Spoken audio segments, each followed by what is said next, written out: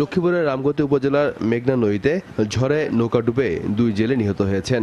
নিহতরা হলেন বাগন আলী ও নুরুন্নবী।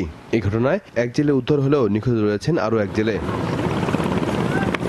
বগুড়ায় সোমবার রাতে ঝড়ে বিলবোর্ড ভেঙে এক পথচারী নিহত হয়েছেন। এছাড়া শিলাবৃষ্টিতে কাঁচা বাড়িঘর ও ফসলের ব্যাপক ক্ষয়ক্ষতি হয়েছে। বিদ্যুতের পিলার ভেঙে যাওয়ায় শহরের বিভিন্ন স্থানে বন্ধ হয়ে যায় বিদ্যুৎ সংযোগ। গাইবান্ধার গোবিন্দগঞ্জে ঝড়ের সময় ঘরের নিচে চাপা পড়ে মুজিবুর রহমান নামে এক যুবকের মৃত্যু হয়েছে। ঝড়ে বহু ঘরবাড়ি, গাছপালা ও ফসলের ক্ষয়ক্ষতি হয়েছে। নড়াইলে সোমবার রাতে ঝড়ের সময় আমগুলোতে গিয়ে শহরের ভাওয়াখালীতে গাছ চাপা পড়ে হৃদয় ঘোষ নামে এক শিশু মারা গেছে।